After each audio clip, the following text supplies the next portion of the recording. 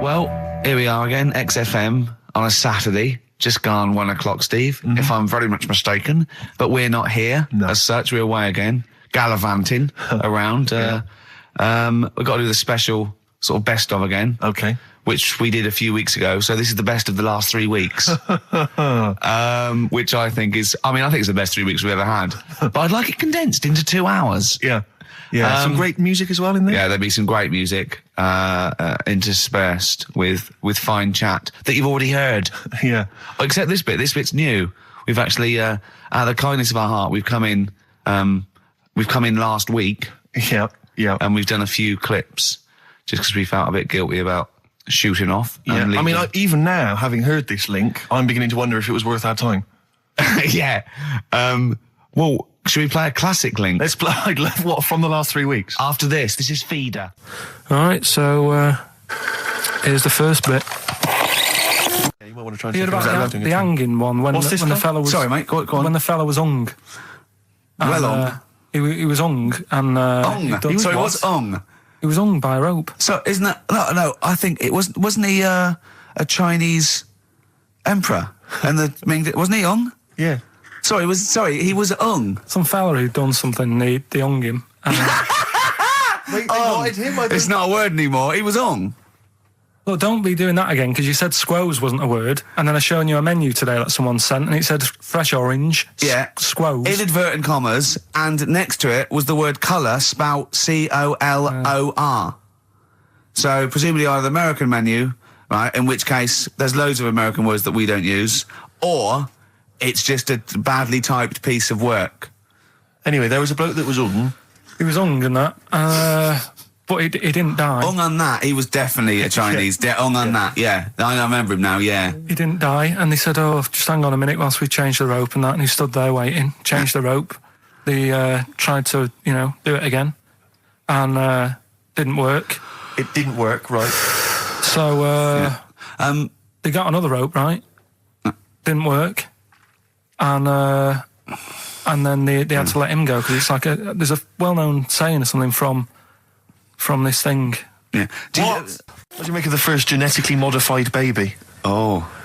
Are you worried about this? Do you know what did they do? What? Let me see what it says here. Isn't it just choosing the eye colour? Well, this is the concern, isn't it? That in the future you'll be able to decide whether it's a boy or a girl, how intelligent it is, what it looks like, is it handsome, is it ugly? Obviously, no one will choose an ugly baby, and so on and so on and so on. And so it means that where will it lead? Where will it end, Carl? Are you concerned? I've thought about this a lot. What will us three look like in the future if they're being, genetically modified beautiful people? What will we be like? How will we be considered in society? True, yeah. But we've talked about this before, haven't we? About the cloning thing. Yeah, that's a bit weird. Yeah. But I don't think it matters, because at the end of the day, right, you might look like some other kid, but it's the way you're brought up that will change your features and the way you are, your personality. If you lie, you get a long nose, don't you? Well, no, but listen, right, because I remember when we, I was growing up on this estate. This is going to be good. Go on. No, it's not. It's just an example of how this doesn't work. Go on. So we don't need to worry, sort of thing. Sure. Right? Okay. So I'm growing up on this estate, and there was this woman about 4 houses down, right, who's a bit rough. All right. Didn't fancy her. Oh God, no. Right, but she had a baby. Well, tell me about her first. I'm interested in this woman. What was she? It was a very. Was it like being a man in a dress? I didn't grow up in a posh house or anything. I'm not saying that if you live in a bit of a rough house, you're a bad person. What does she look like? But anyone can tattoos, clean up. Look like Tony Green with a fag on. They didn't clean up much, right? Oh. Which, even if you've not got a lot of money, you can still try and make a place look nice. Yeah. Right. But she didn't, and a kid used to take a horse into the house. Sorry. Whoa, Neddy. What do you mean a kid used to take a horse into the house? Where did they get a horse? Must have nicked it from somewhere. Must have done. You've seen a horse in it? No. What, is that from outside the saloon round the corner? Yeah, was it just tied up with a bit of leather? Right. And, that's great. Did Big Jake come looking for it? I'd been out. So let me get this. This was before the lynching stopped or after? Where did he get a horse from? What do you mean he must have nicked it? His mum said, where'd you get that from? I bought it. All right then, but keep it out of the kitchen. I don't want you going cattling rustling. Where did he get a horse from, Carl? And how long did he have it for? Was he leading it or riding it? Mum, open the door, I can't stop. I can't stop it. Open the patio door as well. Looks like we got us a runaway. What do you mean? I don't know, but the thing is they couldn't afford to buy one because they're not cheap. So I'm just guessing. Maybe that's wrong of me. But I think... He had a horse? Yeah, right. So that's why the family didn't have any money. They'd spend it on the horse. No, I don't think, that's what I'm saying. I don't think they would have bought it. So anyway... Yeah, it's wise to whisper, Carl, in case they're listening. Yeah. And they could be in the room next door. It's not buying it, it's keeping it as well. Oh. So I was like in the car with my dad coming into the avenue, and you used to have to drive down it to turn round. And you know, sort of go back to our house. You had the traditional method of transport. Yeah.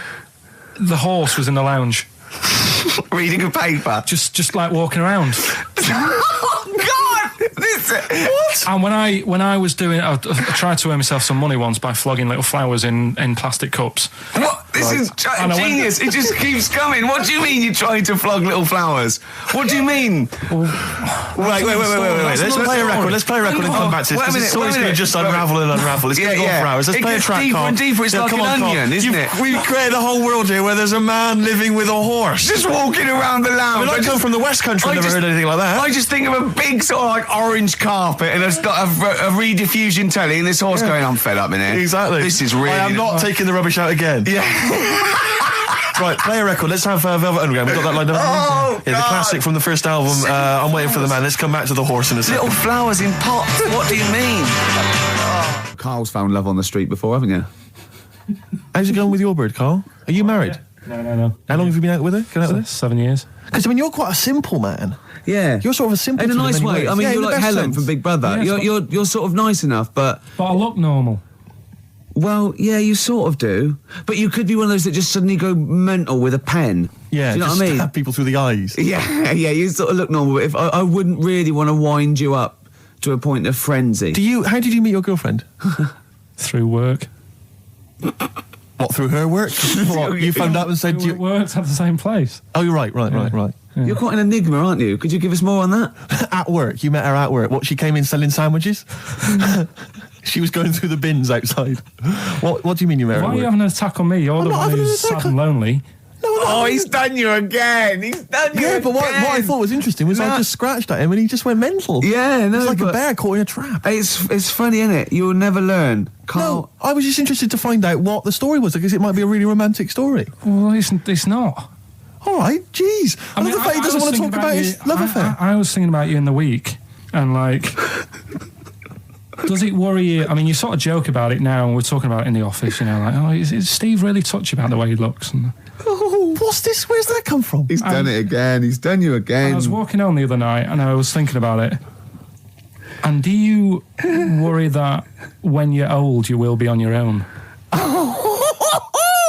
You did start it, though, didn't you? Well, Carl, I'm glad you brought this up.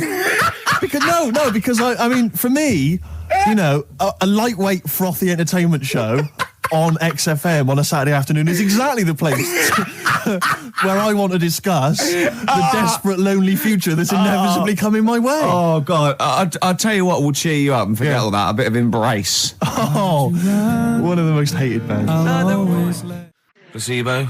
Bitter End on XFM 104.9. This is pre-recorded. We recorded this a couple of weeks ago, before Christmas. I hope you had a great Christmas.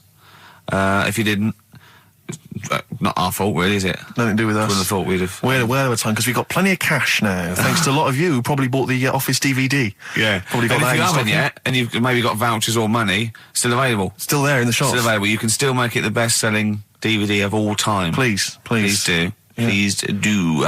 I'll tell you what you want to hear though before you make your mind up.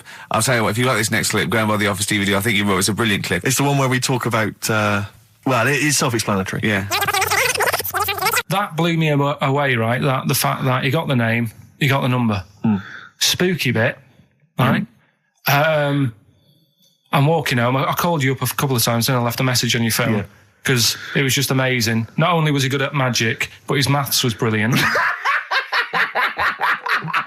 No, well, that thing adding up to 42 was like, how did he do that? I mean, we didn't even make a big deal out of that. He said that to me. He said, all Carol Vorderman's got is the maths. Yeah. Do you know what I mean? Imagine him on Countdown. Yeah.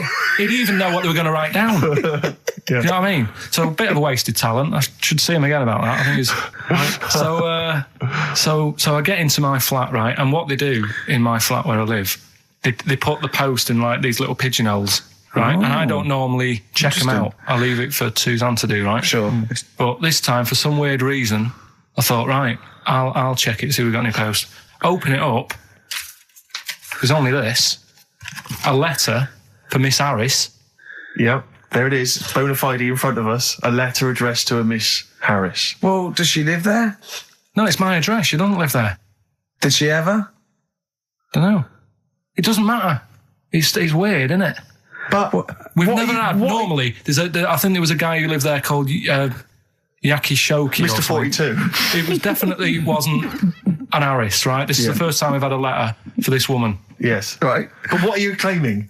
Because Darren Brown himself admits that it is not paranormal, it is not supernatural, it is a trick. It's a trick. Is it? But he would say that, wouldn't he? Hitler said that. Play a record. Well, can we open this? No, it's illegal. No, but I'm thinking if What it's if a we opened birthday it off card air? for someone's like 42nd birthday. Right. You can't open that letter. Go and put it back, or you cannot open that letter. Why not? You can't open someone else's mail because you think Darren Brown's supernatural. What if we steamed it open, then resealed it? No one would know. It's only a letter. You can't. You can, but I don't want any part of it. Carl, I if think you should open it. No, you open I'm it. not opening it. It's against the law. You should open it No, then. we won't open it then. They won't send you to prison. Forget it. You'll get off. Cure? Yeah. Bit of cure? There's no cure, no.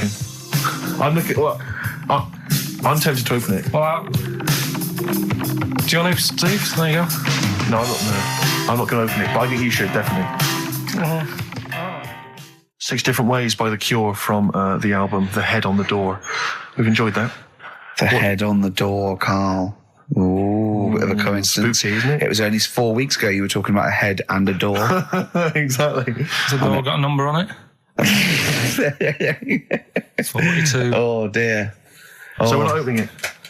No. Well, I can't open it because as the producer, right? Oh, yeah, because your standing in society is such that they'd make a real example of you. Yeah. A producer of a tin pot radio show once a week. Yeah, he should know better. He can press buttons and talk at the same time. Send him down. But they wouldn't try you in an adult court. You would Carl. get They away. wouldn't be You allowed. would get away with it. Just they hear you speaking for a little while, and the judge would end up squeezing your head and letting you off. It'd be like those people who train monkeys to break in. Do you remember down in South London? We talked about it in the past, and they were going around robbing stuff, and they trained them to do it. Yeah, think so they I did think some time those I don't think those monkeys would have got in trouble. It would have been the keepers. So, I think XFM would probably take the rap. Will you open it? No, I can't be seen to open it. No, he's I'm a an writer award-winner. director. Exactly. So am I. I can't be seen to open I'll it. give it here then. Right, I'm having no part of this. That's against the law, but Right, I'm having no part of it. open it. Come on, you've started now. Right. The thing is, right, if it's important, we can say maybe she's listening. But do you need to stress? What it could be anything. What are you going to say? We're going to say, oh, and if you are listening, Mrs. Harris, you have got gonorrhea. Call the clinic. Do you know what I mean? It could be anything. Oh dear. Oh well. I think my talk did well. Well, what is it? Is the number 42 on there? What is it? Can you say? Be careful. What? Let me see what it is. What is it? Dear Sir, Madam, your periodical dental inspection is now due. Would you kindly contact the surgery to make an appointment? Harris, Mrs. Harris, if you're listening, your periodical dental inspection is now due. You might want to contact the But dental surgeon that you normally go to. she could have a faulty tooth. 42. 42. 42. I don't believe it. 42. 42. Oh my God. God, that Darren's good. isn't he? Darren Brown's good, isn't it? Oh dear. Well, listen, still to come, right? We've got the monkeys thing. Oh, chimpanzee that. And when I was out last Sunday, right, at Johnny's birthday party, Yeah. Steve was there. Yeah. Got talking about stuff. And a debate that we didn't really finish cropped up. It blew your mind, didn't it? Amazing. Oh, I know about this. Steve told me. This is the infinite amount of monkeys. Or a monkey with a typewriter and an infinite amount of time would eventually come up with the works of Shakespeare. Yeah. There was no debate. It's a philosophical, mathematical problem. There's no debate. It's true. It wouldn't happen. No, listen, Carl, listen. Infinity sorts it all out for you, right? An infinite amount of monkeys at a typewriter, right? They do everything. They type everything. Infinity just sorts it all out for you. There's no getting to it and they're going, oh, well, let's have a look what they've done. This one's come close. Did Romeo and Juliet. It would do it all. It would type everything ever possible, conceivable. Yeah, but... It's a mathematical... Well, infinity we've heard your side of the argument, Rick. And I'll be honest with you, it's a persuasive one. But let's hear Carl, because he heard about this in a pub last week. Yeah, so what's he's your got some problem? strong What's your ideas problem with himself. it? What's your problem with it? Well, first of all, right, you're saying it's a load of monkeys. It's not just one monkey that Depends. can live forever. No, wait. It's either a chimpanzee with a typewriter with an infinite amount of time. He would eventually, by definition, mathematically, type everything ever possible, okay? Or it's an infinite amount of chimps with typewriters, and one of them will type it first time. But already that's not right. You either need to have What do one you mean? monkey. What? You mean Let's hear employment his point. laws? He What do you mean can't- it's not right? Let's hear him out, please. If it's one monkey Yeah. with a typewriter that's got loads of ink in it and that, right, at least it knows what it's done in the past. It's not... Keep going. Crime. If you've got a load of monkeys, it's like if you have too many, what's that saying about too many chefs? Too many chimps spoil the soup. Right, well, it's the same thing. It's like, well, I didn't tell you to put salt in it. I was going to put salt in it, and it messes it up. Whereas if it's just one, they know what's gone on. So what I'm saying is... Honestly, leave him go. I can't be bothered, I want Steve. to hear, I want to hear the rest. This blows my mind. He doesn't know what this does to me. It's a mathematical problem. I want to hear the rest. Well, it's just, I just don't think it will happen. What do you mean you don't think it'll happen? Infinity works it out for you, by definition. Well, what's stopping them typing the same thing again? They would. In fact, the problem should be, if you had an infinite amount of time, that it would type... It works for Shakespeare an infinite amount of times and everything else an infinite amount of times. But, you know, that's not as... But not Shakespeare. Oh! Shut up! You idiot! Rick, do you know what he said to me? I said to him, I just explained it to him. I said, God. you've got an infinite number of monkeys, infinite number of typewriters. They will type the complete works of Shakespeare. He said, have they read Shakespeare? You're an idiot! Play a I record. said no. I'm not having this They're not doing conversation. it from I'm not having memory. it. I'm not having it because it really, really winds me up. But you're saying they'll do it with no spelling errors. Well, they do it an infinite amount of times. And they do it wrong an infinite amount of times. And they spell the last full stop wrong an infinite amount of times. And they get one thing wrong in Hamlet wrong an infinite amount of times. They do everything an infinite amount of times. But are they going off a story that they've... Play a record, Carl, because I'm going to knock you out. I'm just saying, Shut up! do they know the story? They're monkeys! Oh, Christ. No, Right, but- okay. We went. It was a great day, wasn't it? Brilliant round of golf. Absolutely brilliant. Such a beautiful place in Stoke Poges. It's like a really posh place. And are you a good golf player? Well, we'll get to that. Oh, okay. Wow. He bought the shoes especially for it. Oh, We could brilliant. have- I'd love to have seen him in those little shoes. I know, and they were no good because they were metal spikes. We had to change them. He was annoyed straight away. He spent over £22 on these golf shoes. We hired a buggy that was brilliant fun. I was bombing along, wasn't I? I don't drive, but it was great on that buggy. Well, you've been on a buggy with me, and you were a bit Terrifying. scared. Yeah. What? I nearly killed us once. I was just taking banks and things, but you don't see sort of bunkers, and he'd scream and go, stop! And he'd put his foot down the brake, and then I reversed. At one point, he sort of did a handbrake turn next to the lake, and then we had to reverse, right? And you know, you just flick a switch and put your foot down. He did that without looking. I looked behind, there's a big oak tree there. He screams, watch the tree, right? So... Dukes of Hazzard. I kept jumping in and leaving him behind because I had to go to my ball. Because anyway, so the first shot I got out my driver. I honestly did one of the best shots I've ever done. It went straight down. It was great. I thought, phew, got away with that. Because it's always the first one, because it's a clubhouse and you want to look good. Yeah. So, he tees up, and I've been saying, buy some balls. He just got 6 balls. I was going, what if you lose me? I won't lose 6 balls, right? He tees up, right? Whacks it. It goes miles, like right angles, straight into these the woods, right? He turns around, he goes, go and buy some more balls. So I'm laughing, because it's like impolite to laugh, but he broke the ice for me, and I was falling around, and then his second shot, I go, you know you're off a 3 now. If you take another shot, he went, oh, right. So it's his third shot, he puts the ball down. He hits the ground before it and misses the ball altogether. And I was on my back, wasn't I? Unbelievable. Actually rolling about on his back. I was rolling about, and we were terrible. I went round 107. He went round in like 119 or something. Sure. It was just rubbish. How long did it take? 5 hours. Of course. And there was no one around, luckily. But it was fantastic. So then we go and have our meal. What annoys me, I said, right, I'll go for a run. He went, I'll have a bath. I said, I'll see you at 7:45. At 7:55, I have to call him. He's not ready, so he's let me down there. I can't stand lateness or laziness. You hate lateness. Yeah, and he's let me down. Do you know his excuse? He fell asleep in the bath because there was no light bulb. There's no light bulb in the bathroom. So instantly he fell asleep, and he was late. No, do you know what I mean though, Steve? If you're sort of like nice and warm and what have you, I was tired anyway. I've been stressed out for 4.5 hours, right? My life flashed in front of me a few times in that buggy. So it's all sort of wears you down a bit. I thought, right, I've got a headache. You're going for your run. I'm going to have a bath. I walk in, put the light on. For some reason it didn't come on, but I thought, it's all right. I'll just... doesn't matter. You can have a bath in the It's summer, so it's light anyway. Well, there's no windows in the bathroom, so... So you were in the darkness? So I'm in the darkness. I nod off because I'm shattered. He calls up, hassling me. So I said, well, it doesn't normally take that long for me because, I haven't got, like, long hair. I've got a dryer and sure. I can sort of one wipe. Yeah, he's already 10 minutes late, though, when I called. Well, 10 minutes. 10 wow, minutes. this is late, next.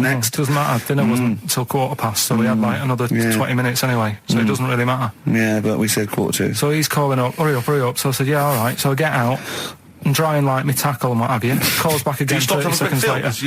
No, I don't, I don't like that. You're not going to do that, no. Give it a wipe. 30 seconds later, come on.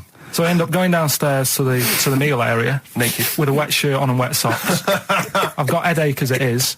Meant to be a relaxing weekend.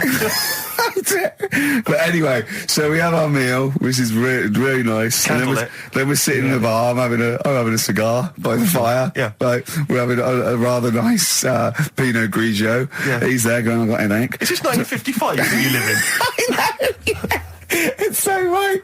We are knackered because he's not used to work. I've seen him moaning, falling asleep. He's not used to it at all. And you've been on your feet for over half an hour. Yeah, right. So we didn't even walk around the golf course. We had a buggy. Yeah. Wasn't even exercise. That was Bowie and Waterloo Sunset. Love that. Love the original. Love Bowie. Bowie was my gig of the year. These are my singles of the year. These are our clips of the year. I'm Ricky Gervais with me, Stephen Merchant. We're just picking some lovely little bits and pieces. Do you remember when we talked about this? What was that one you told me about with the porn? That was a good one. Oh, this was fantastic, right? Right. There was this. Sorry, can I just check now? We're just remembering classic episodes of the Tales. No, this is important. Well, I saw one, right? I saw one on Tales in Respect, right? And it was these two gents. What they used to do, they look down the obituaries and they'd blackmail the wife or the son of a dead eminent person, like might be a priest or a doctor, something like that, and they'd go and they'd say, he bought some erotic stuff from us before he died, and he owes 100 guineas and all this sort of stuff, and they'd pay up because it'd be so embarrassing. They just didn't want them to say, just pay him, right? And this one bloke said, who are these people? I'll meet with them. And he goes round there, and he goes round, and they go, your father, he goes, my father could not have bought any erotic material from you. They did it, he goes, he couldn't have, he's blind. Right, and that was the twist. And Carl went, so it was magazines, not videos then. Yeah. Now think about it, Steve. Is that so stupid? Well, presumably it was set in olden times because professional pornographers don't tend to call it, erotic material. Yeah. They tend to call it, juicy jugs or whatever. But more than that, I don't understand how a video is going to be any use to a blind person either. I know that you can hear the sound, Carl. Look at him nodding like he's caught me out. Yeah, what sound will you hear? Do. Your meter needs looking at? Yes. Cut. What's then? What's that? Then it's just noises, isn't Occasional groans. Yeah. Right. You could listen through the wall at your neighbours. He does. I mean, that's why I save a lot of money. But I thought you were going to point out, Carl, that they could have had a Braille porno. Now, have you thought of that? Look, feel the lumps on that. Exactly. Think about it, Carl. Think about it. You're excited now. Yeah. Your girlfriend's away, Carl. Yeah, but she's great as only under the cupboard. No, she's a good-looking lady. Yeah. 3 holidays Carl's had this year. Last year. Yeah. I'd love to have 3 holidays. You've got to start putting the work in I there. had 2 holidays then. No, you had 3 holidays.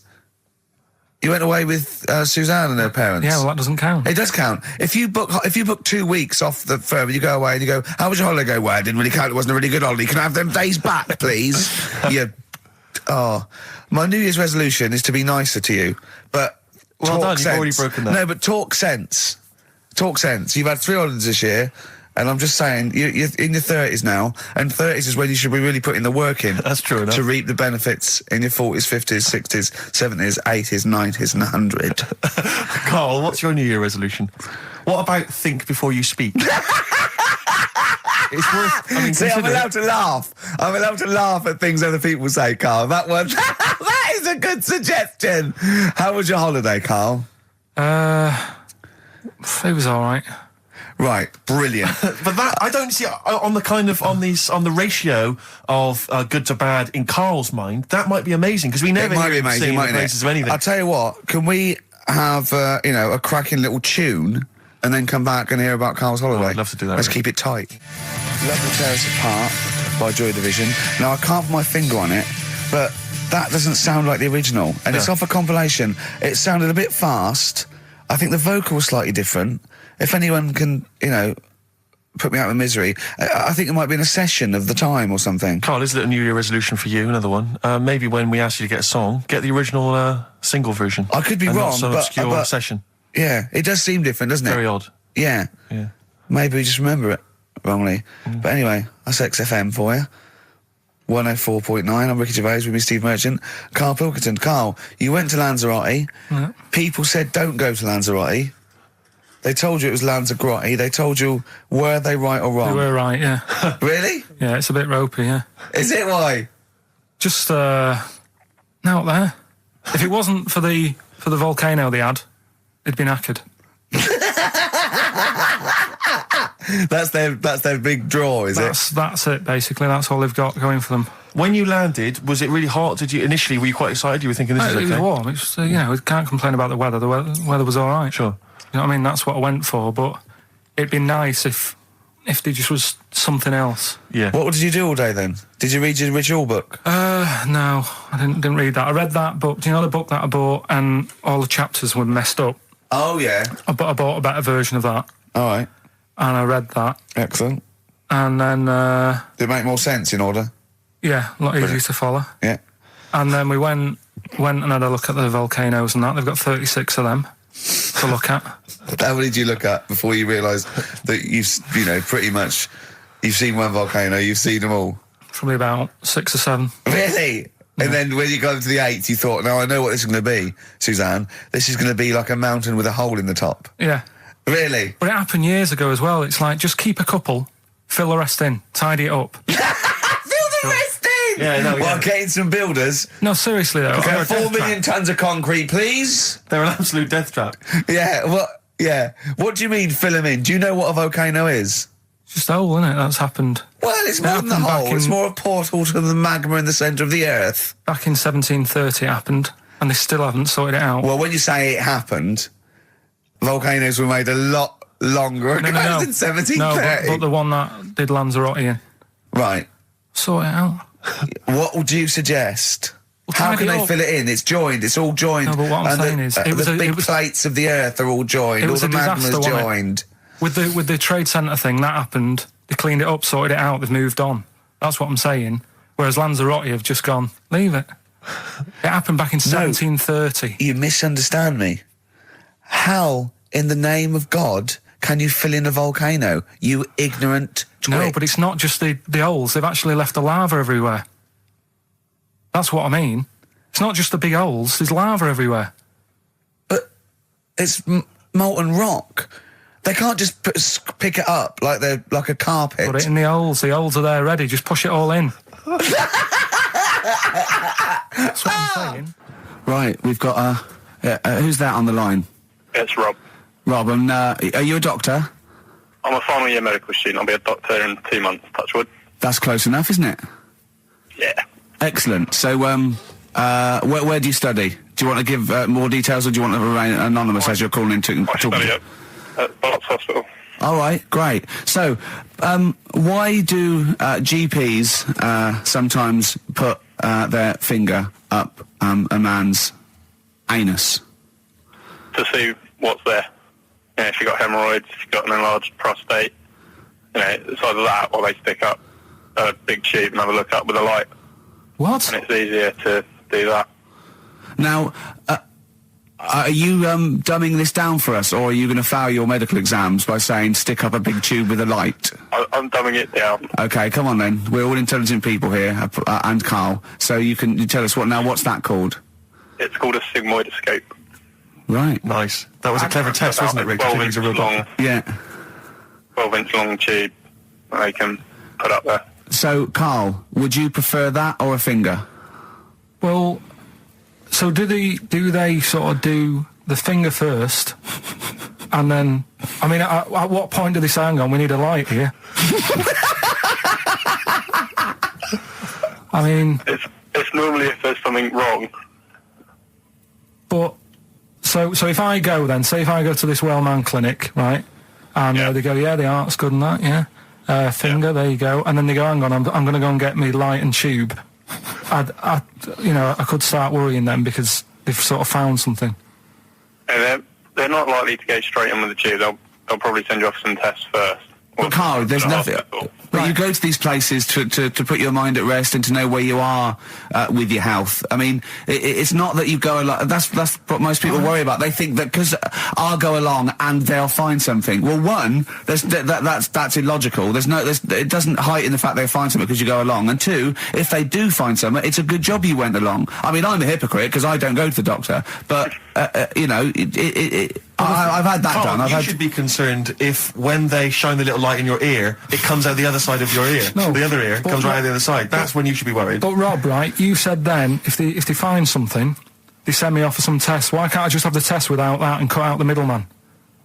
Do you know what I mean? Because you're wasting lots of money. There's hundreds of tests they could do, and they could do every test, and they could all come back with nothing. Or they could do the finger up there and send you for the 3 tests you need to find out what's wrong with you. But in this day and age, with all the technology and that, and like brainy doctors and all that, the only way to find out is sticking a finger up there. What are you worried about, Carl? Is it fundamentally that this doctor who's has done 6 years medical training, is it embarrassing to have a man's finger up your ass? I just don't understand how you can get round to that without... But what don't you like? Is it fundamentally you don't like anything up your ass, or is it the fact that it's a man's finger up there? I don't like going to the doctors. It makes me nervous, because I think if anyone searches you long enough, they're going to find a fault with you, right? And especially if they're going that far into you. They're going to find something. And Probably not. well, you know, I just don't... I don't know how to get round to that sort of... that point where you get a... What do you talk to the doctor about? And he's like, all right, nice day. Strap your trousers. He goes, I'm gonna just Most people just shut up and let you do it, and then breathe a sigh of relief when you say there's nothing there. Yeah. But is that at the end of the test, or is that the first thing he does? It's the last thing. So that trousers up out the door. Because he knows it ends conversation. He knows it's a bit of a faux pas. The doctor says, "Oh, I better not kick off with the finger up the arse." What I do is I'll start on with the the head, and then we're then go, "Oh, one final thing, Mr. Pilkington." So Rob, he drops his keys and he goes, "Pick them up." And as you bend over, will you be doing this, Rob? Is this what you're like open to do?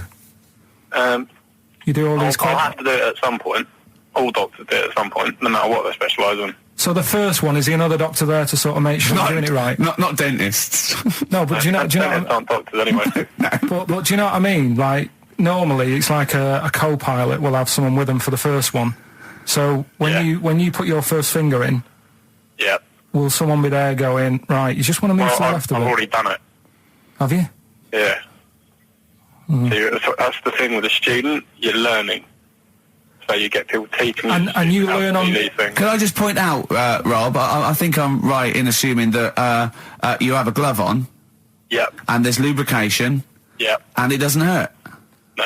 There you go. What are you worried about, But Carl? who's this person who everyone's testing on in your class? It's not one person. One person. There's like, when a patient comes in and they've got a problem, your boss, the consultant, he does his finger up, and if Yeah, he but- finds something, he goes to the patient, is it alright if the student has a feel as well? Then the Well, student what- puts on a glove, puts the leave on the glove, and sticks his finger up and sees what he comes out with. Rob, I wish you could see Carl's face.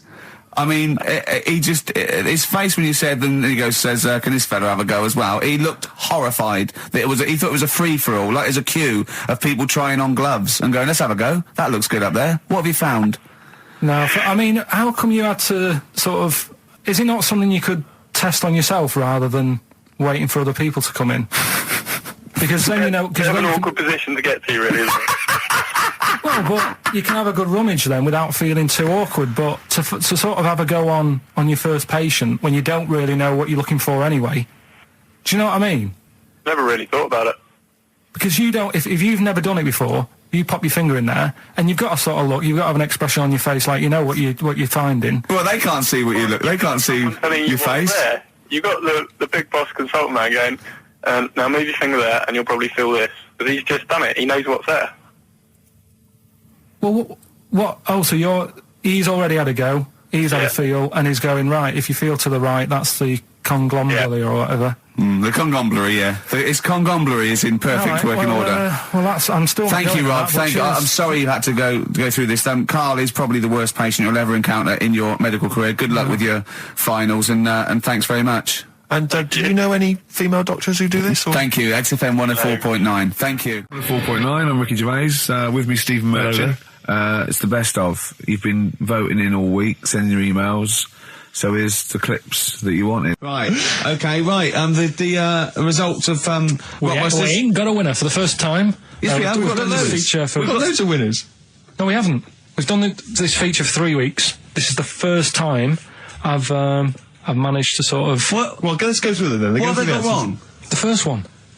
The first one? What was The first one, yeah, the first one. Well, hang on. Let's do them in reverse order first. So what's the last one? The last one, the clue was that bloke does sport on the telly and he's got a little kid. What's that? That's Destiny's Child. Des, who does ITV Sport, that's has got terrible, a tiny man. child, right? No, That's terrible. that's fine. They got that. okay, Destiny's Child. What's the one? What's the middle one? Right, the middle one, right? Child. The second one was he doesn't like women. Yeah, he's got a couple of kids. That's a bit weird. Yeah. Right. That was PD. That was Puff Daddy. That is offensive. Go on. But it's not Puff Daddy. It's Puff Daddy. And he's not even called that anymore. He's called P. Diddy. Well, Okay, fair enough. but they got that one. Yeah, yeah. And if I'm being tight, these lot are as well. Yeah. Yeah. Tight means something in Manchester. Go on. Right. And the first one that they're having problems with, I don't think them birds should be allowed in this They've area. got it. Boyzone. It's not Boyzone. What's the clue again? I don't think them birds should be allowed in this area. That is perfect. A boy zone. No birds. No women. No women, yeah, birds, right? A boy zone. Sorry, Carl. If that isn't the answer, their clue is better than yours. That is brilliant. What was yours? Boy zone. It works perfectly. What's your answer then? Bangles. I have no idea what that means. Like seagulls. So you don't want them in this area, so you're banning them. Bangles.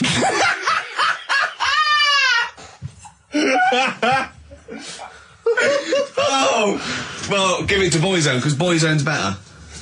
Don't use birds being allowed in this area, it's a boy I think zone. we should have a rollover.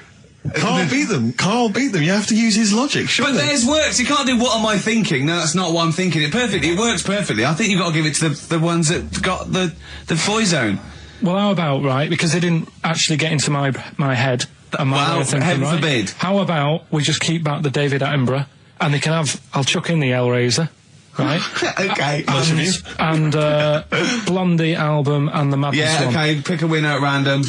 Pick a winner, Steve. I'm going to give it to Paul Sloman, who got those answers, and he also says, P.S. Carl, you're a moron.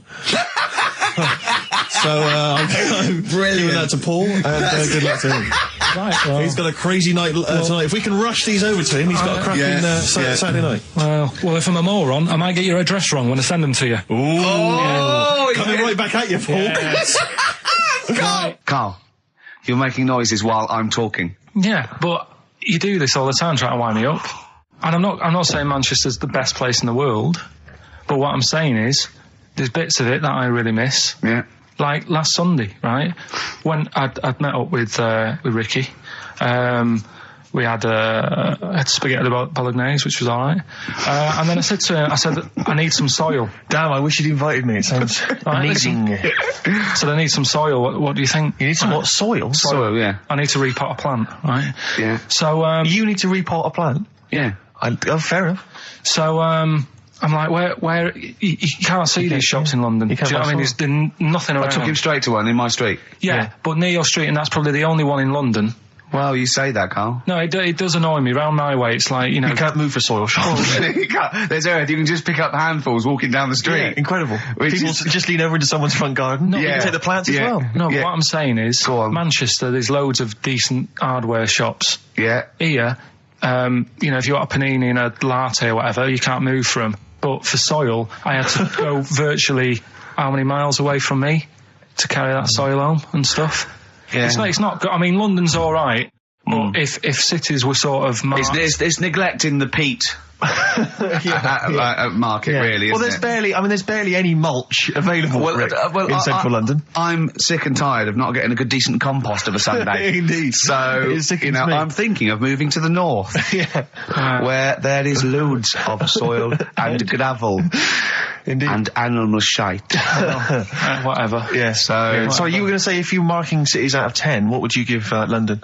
Well, if you were marking them on, like, you know, on what they have. Right. As opposed to what? Well, as opposed to... How the you name. spell it. Say, like, I think the greatest city in the world is Rome. Right, Okay. it's pretty amazing. Yeah. Have you been? What? Yeah. Why do you think that, though? Just because, like, you turn a corner and there's something there that's really old. Right? Like, you're going down a normal street. Go and stay in a Derby and Joan club. Yeah. No, but it's like you're going down the road and then you turn a corner and like the Colosseum's in the middle of a busy road. It's like, what's that doing there? Yeah. Yeah. And just when you think there's no more, you turn another corner. It's almost as if that was there first. Yeah. Well, Yeah. But do you know what I mean? London, Yeah. what have we got? You know, Trafalgar Square's world known. And you go there, what's there? Yeah. Do you know what I mean? So there's a lot of space there. Get one big B&Q. In Trafalgar Square. To cater for the whole of people who live sort of central Londonish. Yeah. And then I'd be happy, but what I'm saying Well, with is... Nelson just popping up through the middle. Because you can still see it, couldn't you? Yeah. Yeah. It's a great idea. B&Q, so B&Q could be like the whole sort of flat thing and make it sort of grey so it looked like rock. And then Nelson popping Make it up... classy is what you're saying. Yeah. Stone clad it. Yeah. So it looks like you've made an effort. Exactly. And then you can pop in, and then you can go out and go, oh, look, Nelson's column. Oh, look at that. Isn't Nelson? Oh, look at that. The victory. Defeat. That's fantastic. One of the greatest living. Yeah. I need some nails. Yeah. Perfect. Killing two birds with one stone, you say? But why isn't there more than them shops? Because when I went into yours, every time I've been in there twice now. The first time was to get a shower head, right? Right. And I went in there, couldn't resist buying something else. I ended up getting some super glue as well. Blimey. Hey, Right. big spender. And then last Sunday we went in there, got 2 bags of soil, not one, I bought 2, Yeah. and I bought some scissors to cut plants with. Secateurs. Well, Scissors. you never know when you want, you might need more soil, I suppose. Well, I've got You've 2. stopped out now. Where'd you keep it under your bed? Sorry, this isn't going out, is it, this conversation? It's not going out on air. I got a feeling it might be. You're joking. We better play a record. Okay. Play a classic. 100 Reasons. If I Could. Ladies and gentlemen, will you please welcome to the stage Pop Will Eat Itself? Carl, have you got like a sound effect or something of like, get the atmosphere Cheering. if we're going to test? Cheering. We'll seek it out with... Have you got something there? Have a look on there. I'm just looking in the NME.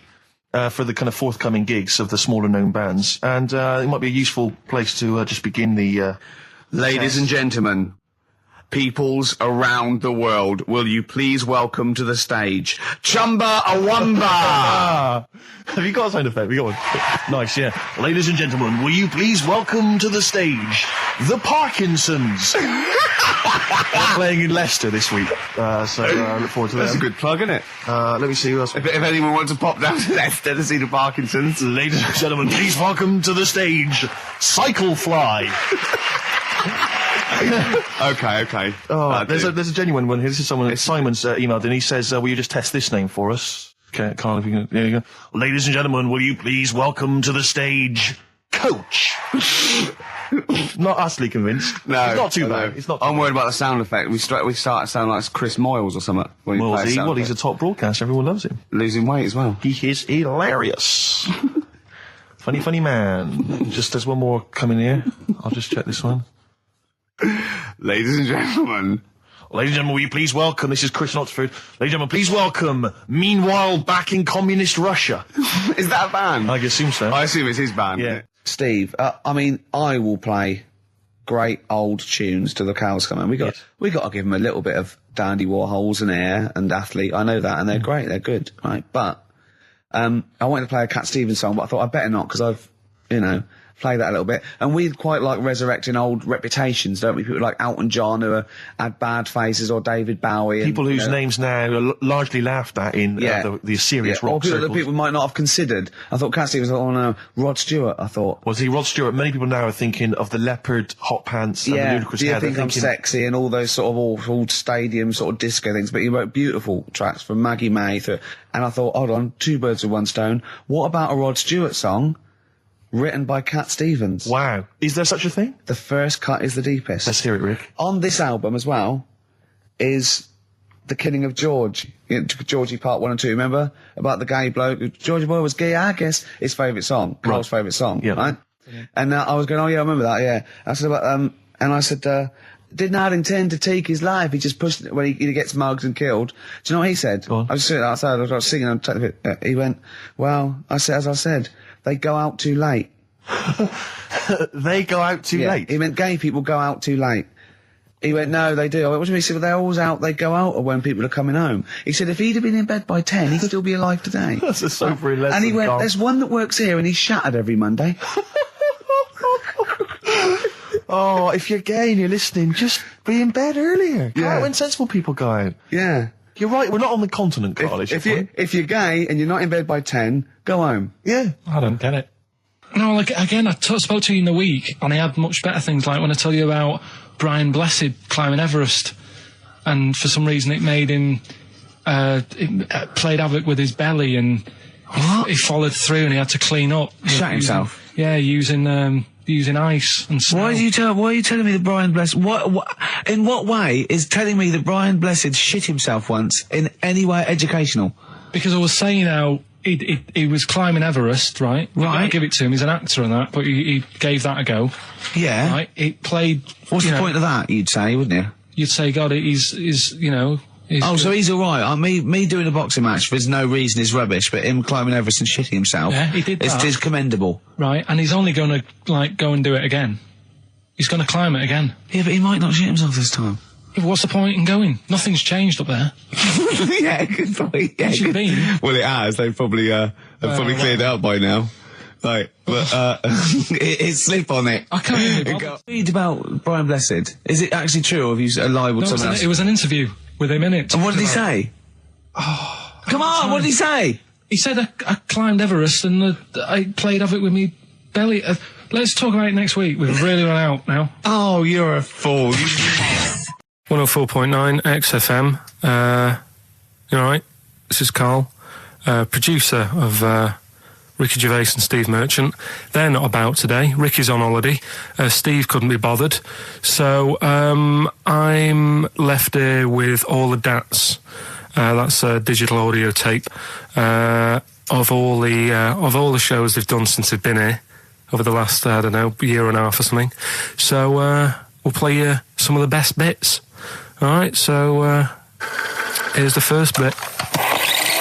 I've said in the past to you, Rick, that my grandparents, so I love them dearly, but it's like for the last 30 years, they've been waiting to die. I know, It's yeah. like they just sort of, it's like, the novelty wore off of life. Life in the 50s. Yeah, they got kind of bored of it. Life, in the 40s, it was brilliant. All sat around the old Joanna as the bombs fell, singing. They loved that. The 50s, that was great as well, because that was the post-war years. It was, it was a bit tight in the pocket, but it was all right. Everyone pulled together. And then the 60s came along, all the crazy music, the funny hair. Let's stay in bed. Exactly. They basically stayed in bed. And it was one Christmas when my grandmother said to my dad, what do you like for Christmas? What do you fancy for Christmas? And this must have been, I don't know, 20 years ago. She said, what do you fancy for Christmas, Ron? And he went, well, I could do with a nice big kind of warm winter overcoat. She said, don't worry about that. Don't worry about that, because your father will be dead soon. It's right, you can have his. Meaning my granddad. Well, to be honest with you, my father's still waiting. Which is good news. Good news for my grandfather.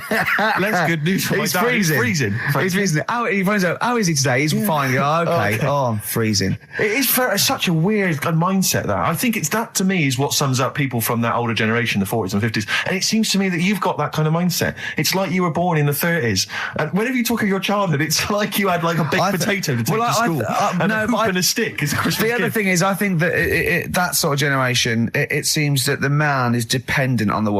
There's a total dependence. Oh, absolutely, If she dies, he's done. Yes. He's done for. He'd just pine away. If he dies, she's got 30 years of pottering. Absolutely, yeah. Do you know what I mean? And going to the youth club and the church. I know what you mean, yeah. It's sort of like that. It's sad. Of course, it's sad for them, but it's sort of not the end of their life. No, sure. And it sort of is the other way around. I don't know why that is. Yeah. It's terrible. That's a little melancholy thought for. I know. Christmas I've really time. you brought it down. You've brought it down. I've brought it. This isn't a nice show at all. This is terrible. Well, we're going to have really people just killing themselves. What? Right, you ready then? So, just in case you haven't heard it before, I'll give you some initials of a band or an artist. We're not doing Rockbusters now, are we? Yeah, I thought, well, we've just... Oh, no, we can keep that going. Then we got. I love educating Ricky. That's my favourite thing now. Well, what do you want to do, Steve? I mean, let's do the clues. It's just like it's sort of bigged up the prizes. And so this is only by email. Give the email address out now for people to write it down now, Carl. Right, it's ricky.gervais@xfm.co.uk. ricky.gervais@xfm.co.uk.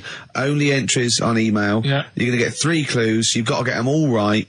And you win all the stuff. You win all those prizes you said. Okay, Carl, go on then. Right, and just a quick example. One of the first ones we did, it was like AK, and the clue was exploding pet. Yeah. And it was atomic kitten, right? Yeah. So you understand how it works now. These are your clues. The first one, that army has got some nice trenches. That army has got some nice trenches. Excellent. Yeah. And the initials there are DW. Do you write some of the questions for 15 to 1? Go on. So that army has got some similar phrasing. Trenches. Okay. Okay. The second one. What are the initials there, Carl, on that person? DW. DW. Yeah. Right. The second one. The top of them curtains are all wrecked. All the materials all worn.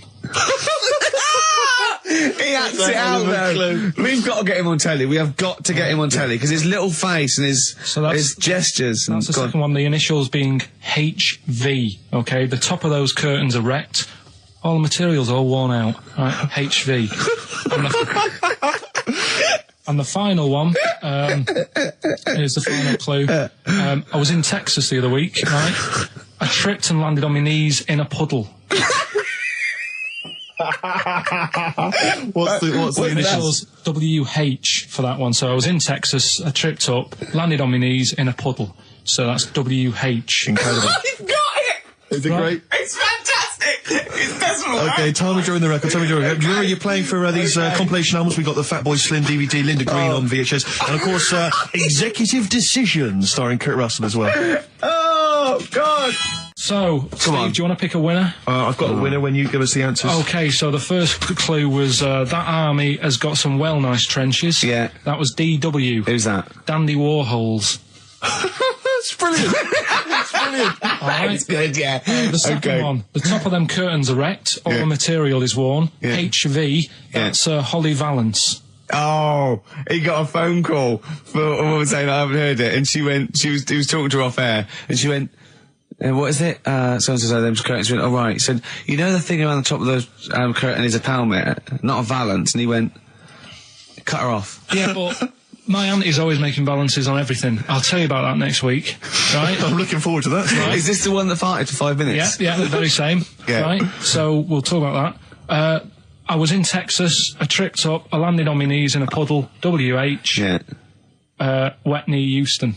Right. Wet knee Houston. Yeah. So, You're a maniac. So who's a winner? We've got Pete, Catherine, and Laura in Newcastle upon Tyne. They're listening online, I assume, and they're on going to Sky get Digital. those great places. And remember, they got loads of stuff. They got the DVD here. They got Linda Green. They got Stone Roses. They got another compilation and executive decision. Can't concentrate now.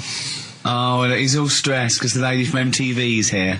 She's going to film his little face. So the things he said in the week, he was so worried.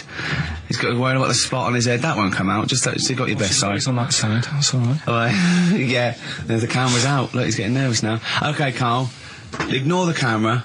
Okay, just ignore the camera. Okay. Now, me and Steve have done our research for you, and we've got 2 amazing things to tell you. What should I tell him first, about the baby or the... Well, they're crab? both equally fascinating, so you choose. I'll tell you the crab thing first, right? Steve actually saw this thing in The Guardian the week about our research thing, and then we looked it up, we looked into it on Friday, and it is incredible. Right, listen to this. There's a thing in a bay in New England, right, where it's like the biggest, they make silicon chips and stuff for computers, right? And because of the data protection thing, after they've done them, because they have to destroy the plates, right, where the information's sort of put onto them, but there's still flakes of silicon. They sort of grind it down straight away, and some of the flakes got into the bay, okay, but some of the information is still on even the slight granules of silicon. Anyway, gets in the water, and silicon is rather like a carbon derivative. They reckon if there'd been life on another planet and it wasn't carbon-based, it'd be silicon-based, because like simple sugars and proteins, it's just COH and that, and it can work with silicon, right? Anyway, the crabs have been taken up, it's in the water, and they looked out on the beach, and over years the crabs have started sort of putting themselves in formations, like geometric format, and they couldn't work out why they were doing this.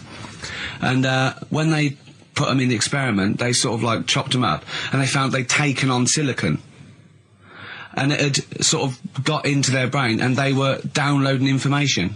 They picked up little things, because it's just chemical, like electrical impulses that got information off the silicon chip, and they were interfacing it. But this is the amazing thing. One bloke sort of thought of this, and he thought, well, if it's a simple computer with a brain, if it's just a simple sort of electrical thing, then maybe there's sort of we could get it down. So what they did is they made a thing called a biointerface, and they put it into the crab's brain, just a really simple brain, so it's measured on Mangala, right? And it got impulses from it, and they were getting like computer, actually just flashes of like symbols and geometric things right on this screen to read the crab's brain, and it was stuff like fragments of a. What made them do this in the first place? Because they saw the crabs behaving differently. They were behaving differently to each other. They were just like they were, intelligent, and they were sort of solving problems and all this sort of stuff. Anyway, when they downloaded the thing, it was like they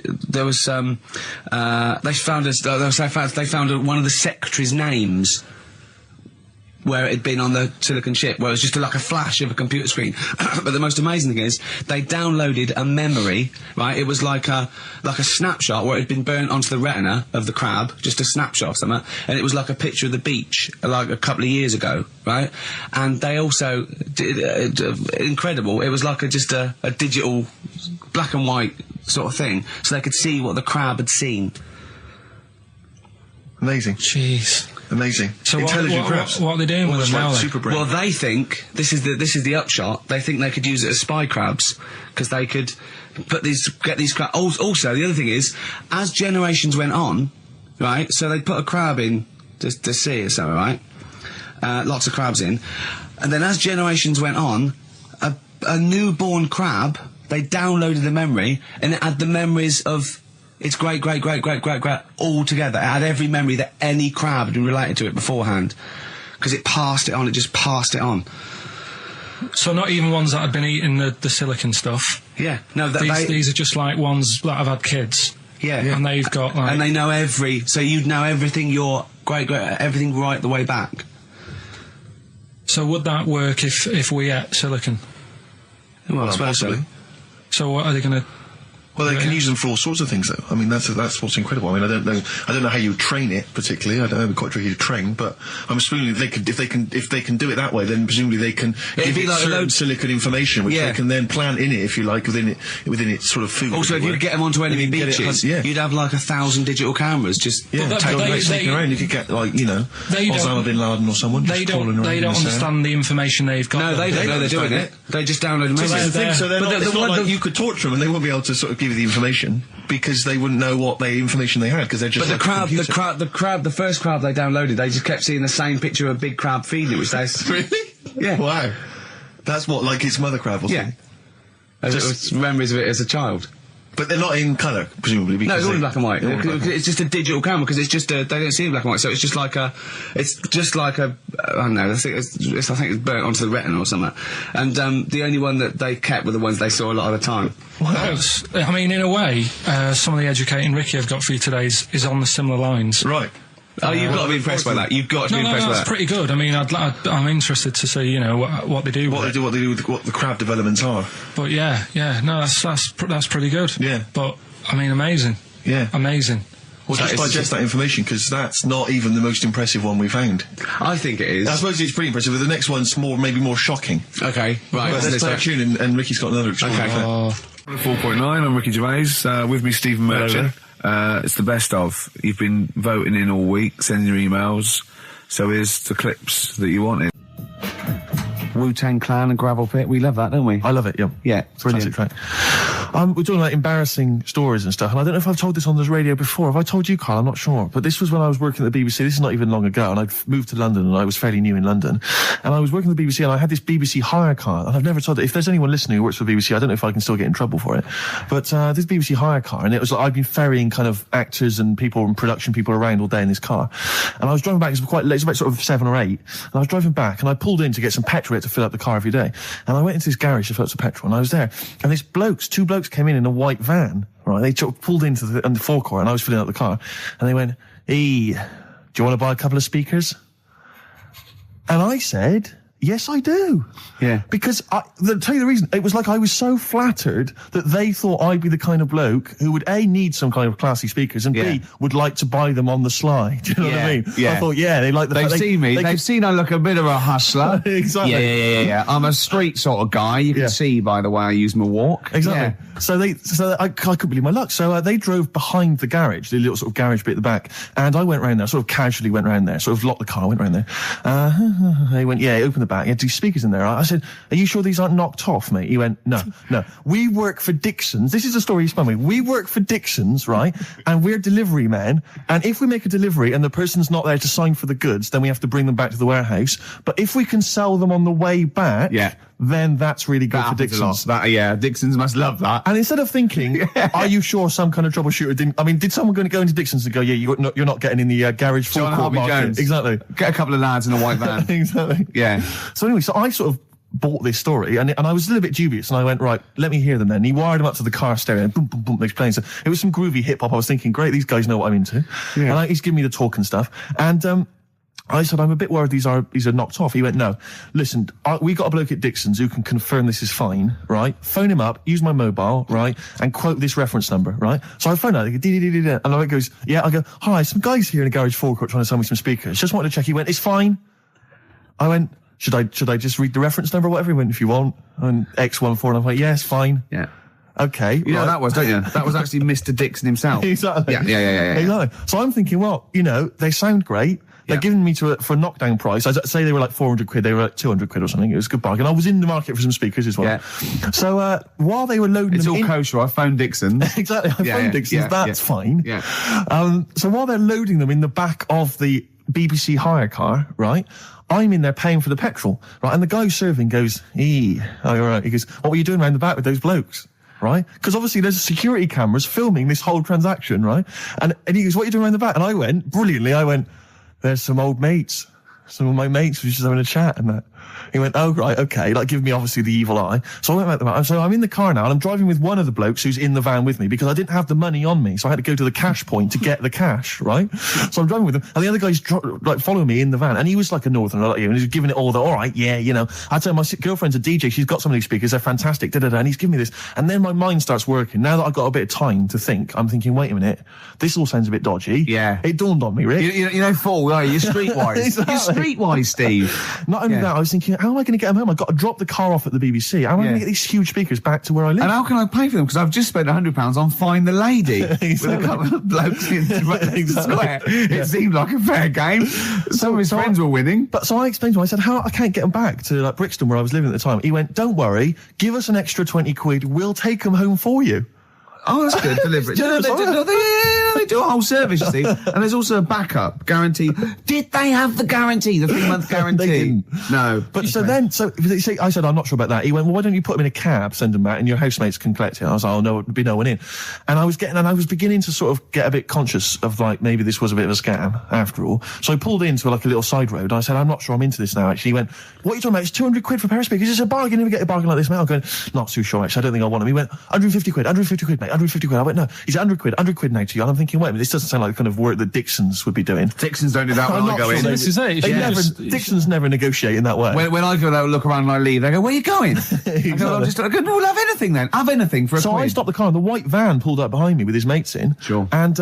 And I said, can you get them out? I'm not interested. And he went, 100 quid, mate. Oh, you, and he was just going, you tosser, you obviously want some speakers. And he was having a go at me. So I was carrying the speakers out and putting them back in the white van. And he was just shouting at me. He was going, 70 quid, 70 quid. I was like, 70 quid from 200? This is ludicrous. You realise that wasn't Dixon's policy then. Exactly. They don't usually shout you tosser as you leave the, leave the shop and walk down Camden High Street. They're not usually shouting you tosser. You should have took the offer of like the monthly payments they've got on at the moment. So I eventually put them in there, and I sort of knocked the deal on the head, and I got back in my car, and they were in theirs, and I just looked in the rearview mirror, and they were punching the dashboard, like with aggression and venom, like we let that deal slip through our fingers. And I've never been so terrified in my life. I just sat there, and I was just thinking, oh my God, all I was thinking now is, what if I go back to the BBC, and they go, we've had a call from the police, the man at the garage, he saw you doing a dodgy deal. I love it. Yeah. Well, what you do is you put the hire car in a drain in your front garden, and then go in and out of the toilet, just pouring bleach down, or Ajax, and then never know. Right then, which leads us nicely into Knob news. Oh, it's the welcome return of Knob news. Right, okay, it's very much like the news at 10, this, isn't it? I do a bong, or in this case a schlong, and he gives me the headlines, the knob news of the day. Where have you collected all this knob news? Was there a lot of knob news this week? it was mental this week. The amount of stuff. The way it works, you give us the bong, Yeah. I'll give you the headline. Okay. Steve decides which stories we're going to talk about. And now on XFM, knob news. Schlong. Man grows knob on his arm. Schlong. Man gets doctors to make him a second knob. Schlong. Turkish prisoners made hole in cell wall to produce third inmate.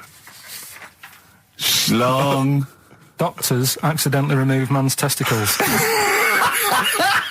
So, well, can I straight away go for the accidental removal of the testicles? Well, it's happened before, hasn't it? We've talked about that before. How did what did he go in for a tonsillitis? What are they called? Tonsillectomy. And he went in the wrong way. What are you talking about? How can they accidentally remove his testicles? It says he didn't look at his folder, and the doctor said to the fella, "Oh, we've removed your testicles and we wanted to take out your prostate gland." So that's what happened. There's the story. This is what I mean. That's why I don't like going to the doctors.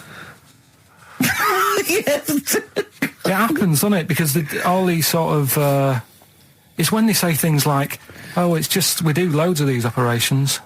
That's when they're not concentrating. Brilliant. Do you know what I mean? When they say it's procedure, that's like having a boring job that you do every day when you're not going to be concentrating. I prefer them to go, "This is a tricky one, this." I know what you mean. I sort of do know what you mean. People, you watch TV programmes about, like, you know, removing someone's second head or whatever, and there's like the best surgeons from all over the world. It's televised. They can't make a mistake. They can't go, "We took his legs off by mistake." Whereas the fella who's having a prostate's like, "Oh, do you want to do it? I'm sick of doing them." And Yeah. they're probably doing a crossword whilst writing it. Of course they are. I've seen that actually in operating theatres. They're doing a crossword. That's what I mean. Yeah. I was just examining some of the other knob news, Rick, a little bit more closely. Man gets doctors to make him a second penis. I'm sure we're all interested in knowing what happened there. Yeah. A German who persuaded doctors to give him a second penis has lost his wife after he showed her the result. Biker Michael Gruber lost his original penis in a motorbike accident, and doctors built him a second one using a mixture of skin, bone, and other tissues. Bone? Apparently, the penis worked so well that he was even able to father a child with his wife Bianca. But Gruber was still not happy and asked doctors to repeat the operation and build him a better organ, to which they agreed. From his hospital bed, he said, "I've got 2 penises, but no wife.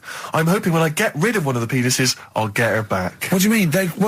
Sorry, he had 2 put on. What side does he wear? So he's had both. So he's had 3 then. Yeah. Yeah. This is probably the thing that happened with Hitler when he had 1 ball, but he had 3 at one point, didn't he? So he just kept one in the other ball, gave his mum one, and kept the other one. Oh, chimpanzee, that monkey news. Right, there's this monkey, right? Oh, yeah. I think his name was number 6 or number 7 or something, right? In this lab, right? Yeah. And anyway, it's in there with like the rabbits and little mice and stuff like that. And The rabbit smoking. the nurse, right? The nurse, not the nurse, the woman who works in the lab. What would you call her? Is it a nurse? Depends. What depends what her job was. If she was a lab assistant, you call her a lab assistant. All right. I mean, they probably call her by her name. All right, lab assistant, right? Kirsty. So she's. I think it's probably Kirsty. Right, Kirsty Morris. Well, she's in there, right? Yeah. And she don't work with many people and that. She's mainly on her own with, just putting lipstick on rabbits and stuff like that, right? Chimp fancies her. So, Chimp fancies her. He's putting on lipstick. Chimp fancies her because she's got hairy legs. He gets pally, right, with this woman. Yeah. Because, it gets to a point when she sees him every day. It's the way he sort of tries to string out like it's a narrative love story. Did the chimp put its hand out and grabbed her, and then you thinking that he made a move on her? So Right, come on, he's let him allowed tell out. the He's story. allowed out. Oh, the it's not a cage. story, is it? He's allowed out the cage and what have you every day. So he's wandering about, and as time goes on, he's watching what she's doing more and more. Right. So he notices like the code on the door, right? Because whatever 247 or whatever. Yeah. He goes, right, I've clocked that. I've got that. I'll remember that. Right. And then he goes, right, there's a lot of Definitely not. lipstick and that knocking about, a lot of makeup. Right, okay. No, there's no way. Finish. No, because So- Steve, you know what's going to happen. Let him finish. I know what's going to happen. So he's there. It's ridiculous. And he's going, well, if it's there, you know what I mean? So while she's messing about with the rabbit, he gets there, he's in front of the mirror, putting a little bit of lippy on. Right? You are no! I can't. It's gone too far. Little bit of a- No, it's gone too far, Steve. Right, Your mic's off, Rick. He's finishing Right. the story. So- Turn mine off as well. It's gone too far. Turn him off. Just let him finish. Right, so the thing is, right, it's this monkey wandering about. It's got lipstick, it's got mascara on, it's looking pretty I good. didn't mention the mascara. It's looking all right, right? So it knows the code on the door, 247, right? So when she's sort of messing about with the rabbit, right, he goes, right, here's my chance. He's looking good, 247, out the door, through the reception man's there. He's like, all right, Kirsty, right? Don't talk shit. I Feel Free from Cream. That's pretty much the last track, isn't it, guys? I imagine on XFM 104.9. Well, I mean, yeah, I've got nothing to say after that ridiculous story. I mean, that's worse than the bank robbery to me. Yeah. That he clocks that, and the bloke on the desk. All right, Kirsty. Oh, you're 2 foot shorter and hairy. She wasn't a looker anyway. So. She wasn't a looker anyway. Brilliant. That was Radiohead and They're There. We're Not Here. All right, pre-recorded. Coming up is one of Carl's little things. Enjoy it. All right, that's Aqualung. Good time's gonna come, innit? Right, Carl, come on in, educating Ricky. So, don't let the cat out of the bag, that's where that comes from. Comes from a crafty butcher. Right, go on then. So the next little headline is Wash Up With You. What's up with you? Go on. You want to know about that? Yes. It's a survey that they did this week. They. Yeah, some university did some survey. Brilliant. Did a world test on washing up, Yeah. and each country were given 140 pots to clean. Brits were the quickest. Yeah. Yeah. Turkey were the slowest at washing up. The Turks. It's not because the little fellas that work in the kitchens with no... Is it? They can't reach. Spain were the cleanest, and the Germans were pretty good as well. So I don't know where to start with this. Honestly, Steve, I don't know where to start with that. Sorry, what was that? Wash up with you? That was it. But was that it? Survey of washing pots and pans. I didn't understand. You said who? You said Italy were the cleanest. No, Spain. No, Brits were the quickest. Yeah. We were the quickest, but Italy was the Spain was the cleanest. Turkey were the slowest. Yeah. Spain were the cleanest. But why weren't we clean then? Because we were washing up. Why were we not paying attention to the? We did it rubbish. We Bristol? did it quick. We did it quickly, but I don't understand why it was being rated on. Who was doing it? Was it Annette Newman or Ainsley Harriott? She's quick. Both of them are quick. Yeah. Well, they've got like kind of loads of slaves that do it for them. Did we use fairy liquid? Don't know. It didn't have. Did we use a whole bunch of Boy Scouts? Didn't say that. Just like said, it just said, that. Who had the softest hands? Who had the softest hands? So it didn't say. I didn't. Why is it we don't get notified that this is taking place? I don't know. When I was a kid, no one ever said, we need recruits because we're doing a survey on who can wash up the quickest. Are you disappointed in yourself with that one, Carl? It is pretty dull, to be fair, and that is why we've got to bring in either con merchant or a wine merchant. Or shut up at your face. Yeah. Would you be able to, if I put you on the spot in the next, after the next record, would you be able to give an example of how con merchant would work? I mean, is there something you could do just to sort of experiment? Should we play record? I can do better than that. Yeah. What? Ads. Go on. Oh. Do you know why people tink the glasses before they have a drink? Why they tink? The verb to tink. I do know that, Carl. Is it about poison? It is. Here we are. What, would it make a different noise? Nope. Brilliant. Go on, explain Why? it. You explain it, Steve. No, don't, Steve. You explain it, Carl. Go on. Oh, I've started, so I'll finish. Go on, Carl. Explain why they tink the glasses. Ages ago, Yeah. only people with money had drinking or something. That's like one of my film reviews. Years ago. Welcome to History Now. Now, ages ago, only people with money had drinking or something. Keep going, Carl. Keep going. Like spirit and stuff. So they'd it's like businessmen. It's easy for you to say. This is getting to be cruel, isn't it? This is amazing. Yeah, go on. Why did you open your mouth, Carl? What were you hoping was the best that could happen? Because you were trying to make me look stupid before with the planet, so I'm... Whereas you know... Yeah, go on, no, come on. Businessmen with money have got to drink and ching. Okay, so then we'll drink. So they'd nip round to have a chat about whatever they're earning money with. And they'd say, right, do you want a drink then? And they'd go, oh yeah, that'd be alright. Yeah. So rather than just pouring it out of a bottle into a glass and saying, there you go, it could be going, hang on a minute, it could be poisoning me head and trying to nick my business idea. Yeah. So what they'd do, it sort of pour a bit of his drink into the other person's glass and you get that tink noise.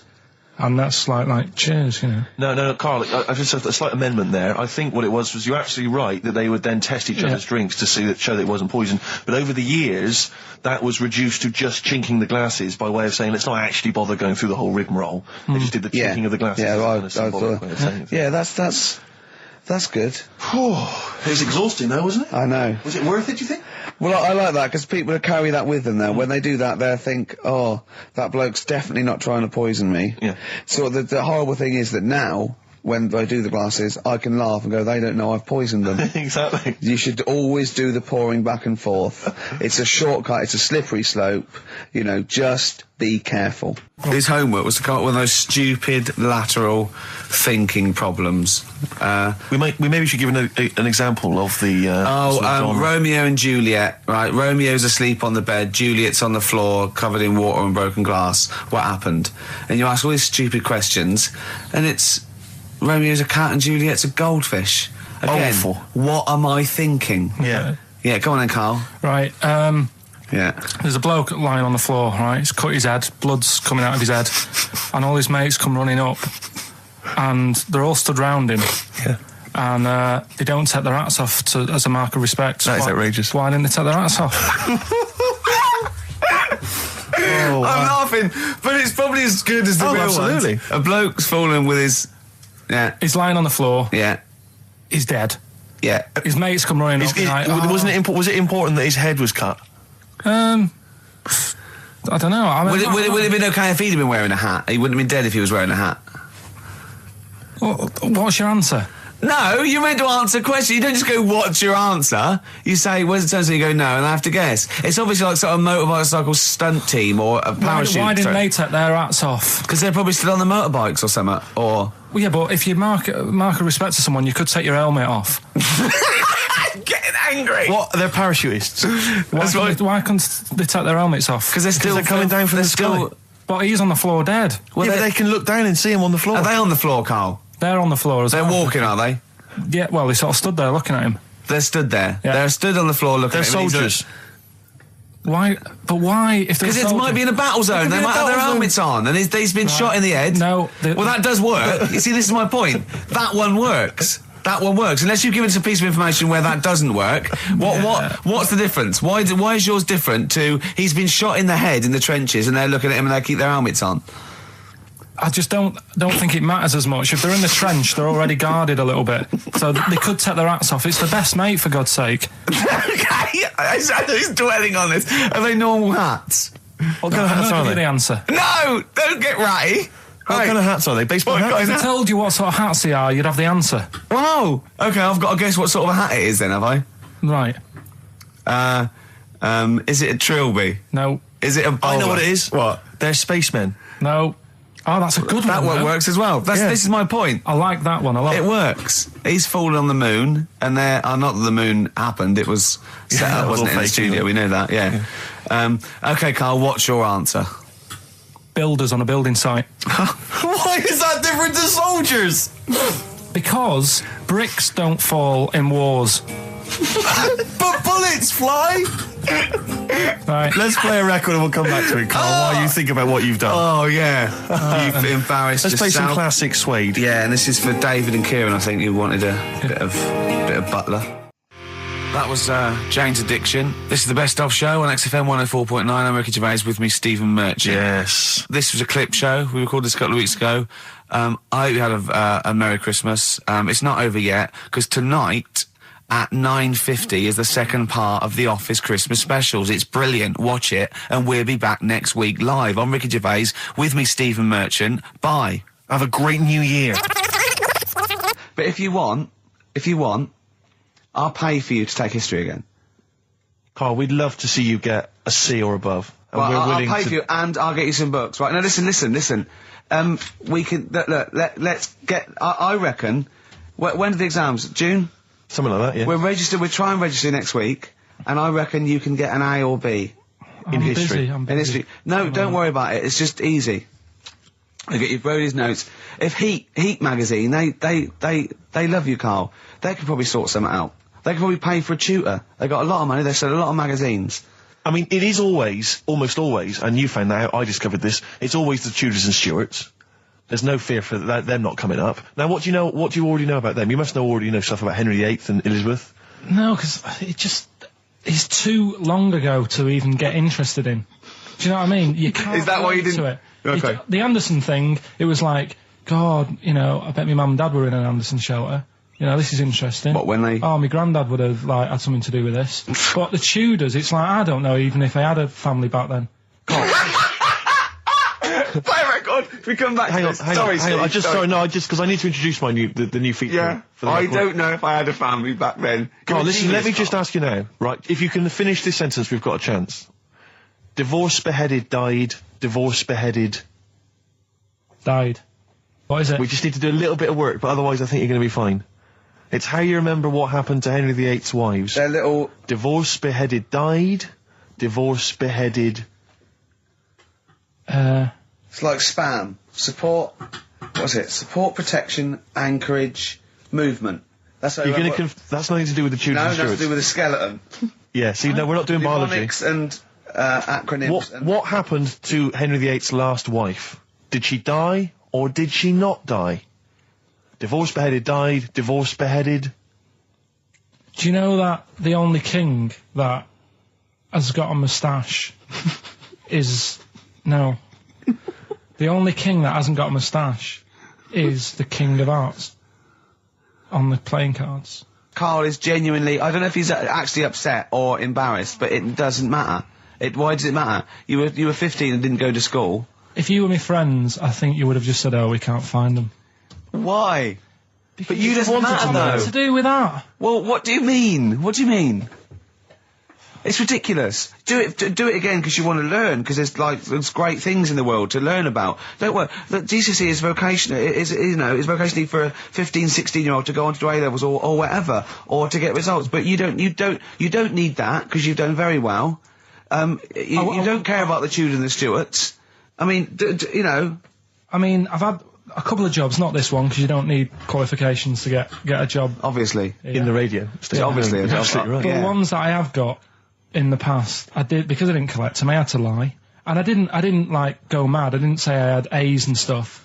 But I didn't put history down because I didn't even know I did it. So it's a bonus. I kind of treated myself to like a D and a couple of C's and that, so it's like, well, he's not. I love the fact that Carl even then was honourable. It's like, I'll at least put down the ones I think I took and lie, but the ones I didn't take, I won't lie about. Yeah, and don't give yourself a B. Exactly. If they're going to find out you lied, give yourself a B next time, It could Carl. backfire, couldn't it? I mean, my brother's a bit mental, and he used to do things like go for jobs and say, "Oh yeah, I've done this before," like being a mechanic, and he's never even picked up a spanner, and yet he'd have the confidence to go and try and fix cars. Well, I'm not that daft, but God, and he. Who do you blame for this? That's just an easy way out. I have to blame myself. No? Yeah. What was the teacher like?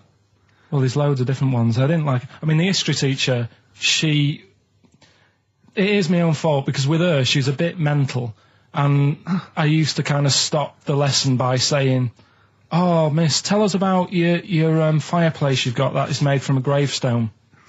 Because that's what that would stop any English teacher in their tracks. And she loved telling you about it. Yeah. It was like, oh, I learned brilliant. that from a teacher. So that's why I didn't know about divorce, head loss, and all that. Yeah. Dandruff legs. Horse, head loss, dandruff legs. But remember now, divorce beheaded died, divorce beheaded survived. That's all you got to remember. And what's that? That's what happened to Henry VIII's various wives. In order. What does it spell out? No, it doesn't spell out anything. You just it's got to remember saying the rhythm. In order in which he married. Yeah, but it helps. It's like when my mum taught me the alphabet. She taught me as like a song. A, B, C, D, E, F, G. Yeah, constantly. No, not like that. Huh. That's how everyone else could do it, and I couldn't do it that way. Why? What tune did she do it to? A, B, C, D. It was A, B, C, D, E, F, G, H, I, J, K, L, M, N, O, P, Q, R, S, T, U, V, W, X, Y, Z. I feel like, feels like Christmas Day. Well, you didn't get the gift you wanted. Yeah, do you know that, like, anticlimax? Yeah. When, You've been looking forward to it for so long. Yeah, you know. Well, I mean, I knew you were looking forward to it. That's why it took you 14 years to get the result, and then it was 2 other people that got them for you. Do you wish that we hadn't done it? No. It's alright. It's alright, isn't it? What's your girlfriend going to say? I don't think I'll see her again. She likes a man who knows about the Tudors and Stuarts, does she? Yeah, first gladiator, then the... Yeah, you've been bluffing. Whenever she said, "Where did you go to Stuarts?" You go, "Good." Like, lots of things, but look, it's a bird. What happened to Henry VIII's last wife? Oh, I wouldn't... oh, yeah. Oh, look, Friends is on telly. Friends is on. No, I just changed the subject by saying things like, you know, about the only king in a pack of cards. That threw off the scent. That threw us off the scent. That wouldn't fool an invigilator, would it? That's the thing. You can't use that one with an exam board. I'm always looking at stuff. I was looking at stuff this morning because of Yoragella last night. eating all that funny food and that, and also they all got a bit scared last night, didn't they, with a snake? I didn't see that. So is this I'm a Celebrity, Get Me Out of Here? Yeah, he got all worried about a snake getting on the sort of wandering about in between the sleeping bags and stuff. Yeah. And they were all scared, and it's so easy. Leave it with me. Sorry, the doctor says, leave it with me. Yeah. Leave it with me. Well, they were all scared because there's a snake, and it's so easy to find stuff out. Before they, where are they? Where is this jungle? It's Australia, I Right. think. Before they went, give it half an hour on the internet. I found out with snakes, you don't need to worry, right? They're deaf. They haven't got any ears. Right. So as long as you're really quiet, Creep around, they'll yeah. probably leave you alone. Yep. And also, they don't have eyelids. Uh-huh. So they were suggesting if one's coming towards you, just like kick sand in its eyes because it can't blink, and it leaves it a bit like annoyed, and it wanders off. But they didn't do any research before they went. Yeah. And that's I think your knowledge would hold you in good stead. I don't think you need to know any more than you know. You've done maths, you think? Yeah. Did no revision for that? no. Okay. English, do you remember what it was? Did they ask you about Shakespeare? Did they ask you I about can't books? remember, but I must have done it because I thought that was. It was English language, not English literature, wasn't it? So it was it like spelling and all that So sort was it? No, was it like a comprehension? You read a passage and had to ask questions on it. Was it? Did you have to I might write a not have short done essay? I don't know. I can't remember any of that. Okay. I did a science, Okay, physics or chemistry? physics. All right, well done. And this is all you think? You actually took that. You actually took physics GCSE. You think? You're obliged to do a language, I think. Did you do French? I did French for a bit, I don't think you are. I don't think you have to do a I language. think you have a GCSE, I think you've got to. Well, English quite good. I think that's his language he did. So you don't know about language? History? Geography? Just what you will find out, won't we? Okay, but you just can't remember. I can't believe you can't remember turning up for these things, because it's quite a big moment in people's lives. It is the thing that you've been working to all of your educational life. On the day that the things came out, I was working at as a printer, Okay. and it was a really busy A lot day. of spelling mistakes. That It was day, a really that busy paper, day, wasn't so it? you're bound to forget. Yeah, the yeah. terms. No, but I had to use gold ink that day, Oh. and it's. Yeah, I mean, you're yeah, not yeah, a printer, yeah. so you don't know. No, that's the biggie, innit? But it's tough. You've got to really get your rollers clean.